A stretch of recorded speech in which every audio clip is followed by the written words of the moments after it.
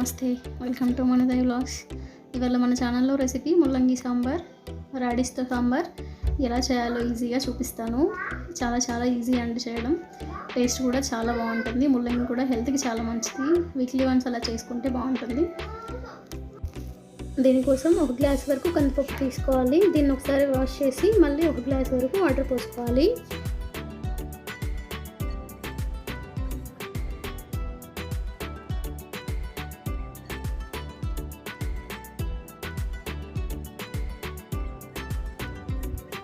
ఇలా నీళ్ళు పోసుకున్న తర్వాత 1 టీ స్పూన్ వరకు పసుపు వేసుకోవాలి. అలాగే 1 టీ స్పూన్ వరకు కల్లుప్పు వేసుకోవాలి. అలాగే మనం ముందుగా కట్ చేసి పెట్టుకున్న 3 మీడియం సైజ్ టమాటాలు వేసుకోవాలి. అలాగే 5 నుంచి 6 వరకు వెల్లుల్లి రెబ్బలు వేసుకోవాలి. 1/2 టీ స్పూన్ వరకు కారం కూడా వేసుకోవాలి. అలాగే కరివేపాకు రెబ్బ ఒకటి వేసుకోవాలి. ఇవన్నీ వేసుకున్న తర్వాత మూత పెట్టి 3 నుంచి 4 విజిల్స్ వచ్చేంత వరకు ఉడికించుకోవాలి. వీడియోలో చూపిస్తున్నట్టుగా ఇలా మెత్తగా ఉడకాలి. ఇలా ఉడికితే సరిపోతుంది.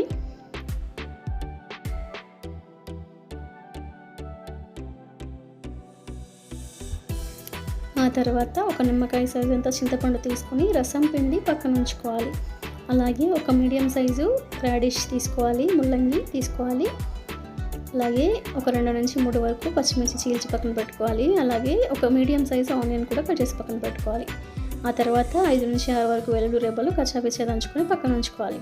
తర్వాత పోపు కోసం ఒక గిన్నెను పొయ్యి మీద పెట్టి 1 టేబుల్ స్పూన్ వరకు ఆయిల్ వేసుకోవాలి.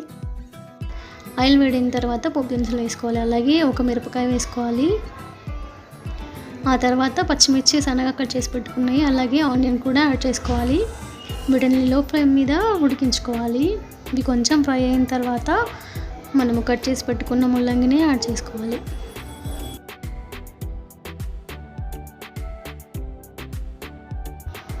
ముల్లంగి వేసుకున్న తర్వాత కొంచెం కరివేపాకు కూడా వేసుకోవాలి. వేసుకొని కలుపుకోవాలి. వీటిని ఒక 5 నిమిషాలు ఉడికించుకోవాలి. నూనెలో ఉడికితే టేస్ట్ బాగుంటుంది.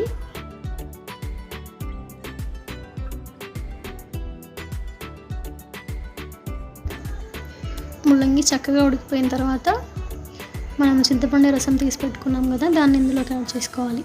అలాగే ఉడికించుకున్న పప్పుని కూడా దీంట్లోకి యాడ్ చేసుకోవాలి.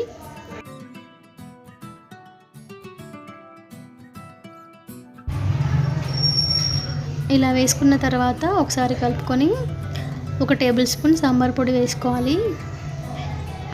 ఆ తర్వాత మనం ఇంతకుముందు దంచి పెట్టుకున్న వెల్లుల్లి ఉంది కదా, కచ్చాపచ్చాగా దంచుకుంది, దాన్ని ఇందులోకి యాడ్ చేసుకోవాలి. అవి మధ్య మధ్యలో తగులుతూ ఉంటే చాలా టేస్టీగా ఉంటాయి.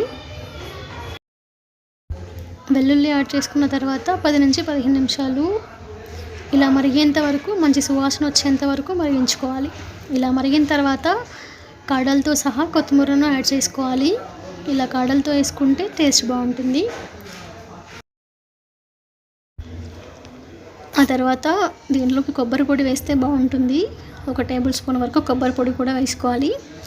ఇలా కొబ్బరి పొడి వేసుకున్న తర్వాత 2 నిమిషాలు మరిగించి సర్వ్ చేసుకోవడమే. ఇది వేడి అన్నంలోకి చాలా బాగుంటుంది.